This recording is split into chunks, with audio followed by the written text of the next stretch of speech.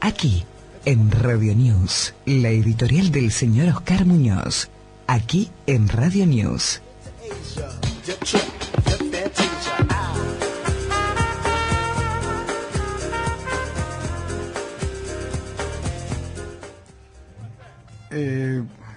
Pensaba cómo develar todo esto que tenemos por delante, y me di cuenta que todo lo que nos está pasando tenía una inversión de imágenes. Así que me figuré que, a pesar de lo que uno escucha por la grave situación de Santa Cruz, no hay que mirar solo a la Plaza de Mayo en Buenos Aires. No sé si entendés la metáfora, pero la idea es que lo que atravesamos en Santa Cruz no es exclusiva responsabilidad de Buenos Aires. Las crisis argentinas fueron de distinto tipo, por diferentes causas, y se cometieron demasiados errores de política económica para enfrentarlas. El país experimentó varios trances, ¿no? Podíamos utilizar para describirlo 3 tipos de crisis económicas bien marcadas. La primera, que tiene que ver con la balanza de pagos, es decir, no tener cómo pagar los préstamos que se pedía con lo que se producía. Las cuales quizás fueron las más simples y las menos disruptivas. Las segundas, de tipo macrofinancieras, claramente recesivas, con crisis bancaria y de deuda, siendo sin lugar a dudas las más complejas de sobrellevar. Y las terceras, las hiperinflacionarias, o en algunos casos con estanflación, es decir, estancamiento con inflación. Ahora podemos decir que vivimos una mezcla de todas ellas, por lo cual se puede transformar en un cataclismo perfecto. Esto es si no se acierta a solucionar sus causas. De todas formas, sí hay que tomar en consideración que el camino va a ser lento y doloroso, casi como han sido todos los ciclos recurrentes de la economía del país. Antes de repasar rápidamente y a vuelo supersónico de las posibles causas, vale recordar que, por ejemplo, lo que tenemos en Santa Cruz, donde, salvo un insignificante periodo que se dijo tener una importante cantidad de cientos de millones de dólares por las regalías más liquidadas, siempre se estuvo dentro de ese cóctel peligroso que se transformó en una enfermedad crónica y que ahora se vive con dureza, un Estado provincial ineficiente, carente de sustentabilidad, endeudado, sin respuestas técnicas para crecer y que solo vive de lo que le envía el gobierno nacional, pues no es capaz de generar condiciones para un solo puesto de trabajo sustentable. En síntesis, Santa Cruz tiene sellado su destino, lamentablemente, si no se cambia en forma total la forma de gobernar. Como causas directas de las crisis cíclicas económicas del país, se puede identificar, por caso, el atraso cambiario, la mala respuesta a los shocks que provienen del contexto internacional y la persistente trampa del déficit fiscal, sumado a la incidencia de una abultada deuda pública. Claro, dentro de los errores de política económica, lo más relevante es la velocidad en que los sucesivos gobiernos pasaron del neoliberalismo a la ortodoxia, al progresismo y a la heterodoxia, y finalmente a la falta de consensos básicos sobre temas fundamentales tales como ser el grado de integración de la Argentina al mundo, los roles del mercado y del Estado, en cuánto y en qué gastar los fondos públicos y de qué manera financiar esos déficits fiscales.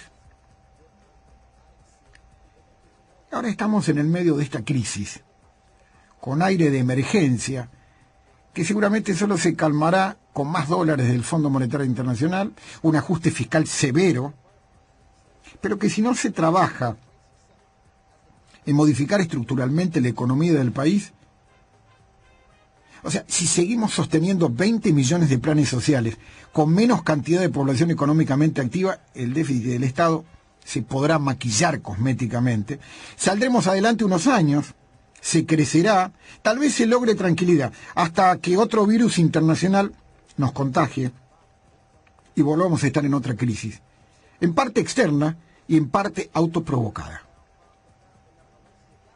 En este momento surge, como es habitual, las culpas cruzadas. Las acusaciones, entre ellos, de los sectores economistas y algunos sectores políticos, pero quien echa luz sobre el tema es un economista que se llama Miguel Kigel, en un libro donde aborda en un capítulo la era K, que analiza la relación precio-dinero. Viste que hablamos de inflación, que cada vez cuesta más conseguir algo. Esa relación que parece que no se le da mucha entidad, precio-dinero. Además, indicando que es más compleja esta relación de lo que se cree. Y ya se advertía que la inflación oculta en la era K, durante todo el ciclo kirchnerista, traería gravísimas consecuencias. La era kirchnerista, luego cristinista, es seguramente recordada como años dorados al estancamiento económico, pero dividida en 3 subperiodos que se podrían denominar subperiodos K. Del 2003 al 2007, con alto crecimiento, con superávit gemelos y el tipo de cambio alto. Del 2008 al 2011, una alta desaceleración del crecimiento con gravísimos errores de política económica. Y en el 2012, el 2014, de estancamiento con inflación reprimida, más cepo y la sustitución engañosa de las importaciones. Ya ahí había claros indicios de una antesala de una nueva crisis, pero con inicio incierto. No se tenía datos de ser un tipo de crisis tradicional, porque la balanza de pagos estaba tranquila, dado que la dolarización era inexistente por el cepo. Pero el cepo solo funcionaba para el ciudadano de a pie, no así para los que robaban al amparo de la corrupción del gobierno K. La deuda pública decían que no era alta, porque nadie le prestaba a Cristina Fernández.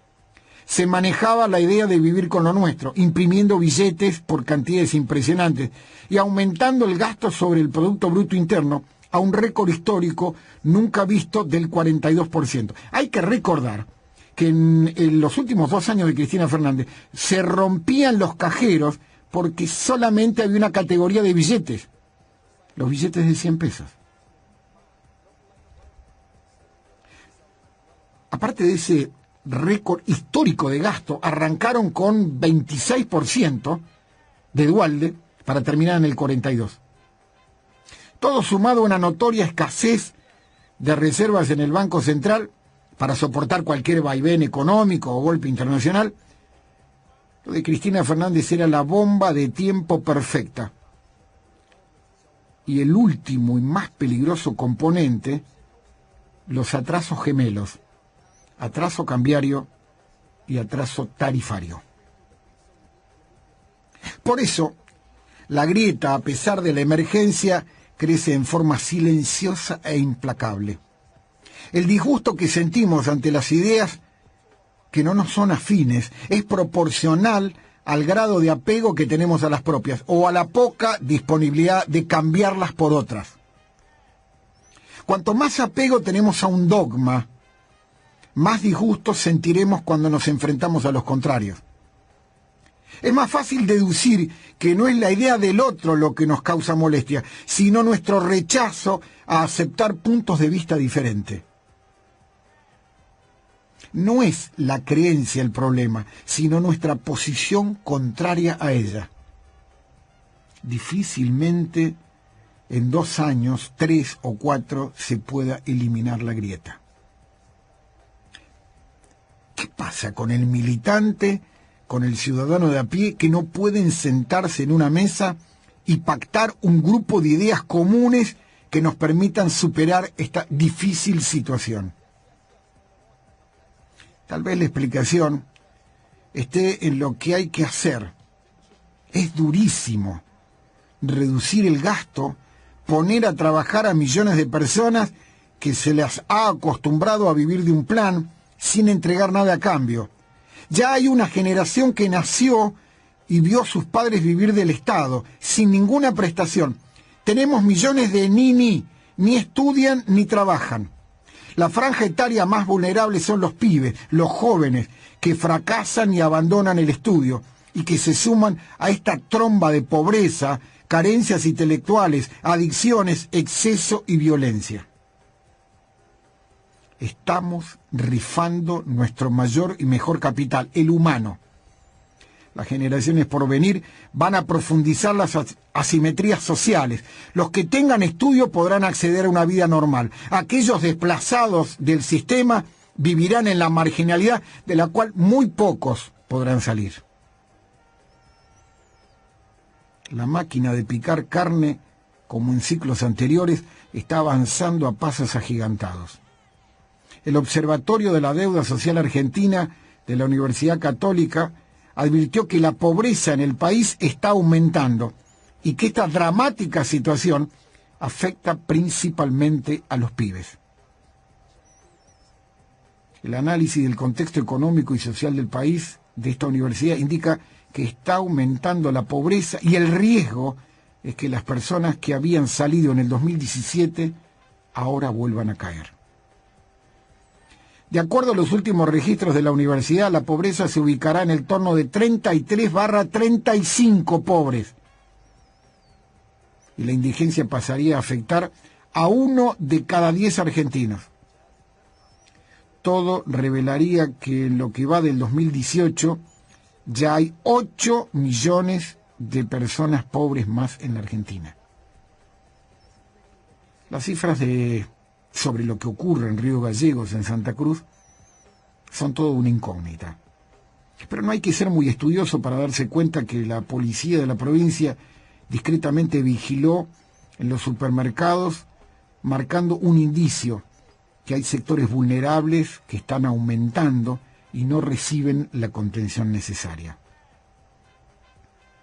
Lamentablemente la emergencia en Santa Cruz pasa por muchas áreas. Escuelas cerradas con pibes sin clases, o traslados en forma arbitraria, y de una forma ridícula de una punta a la otra de la ciudad.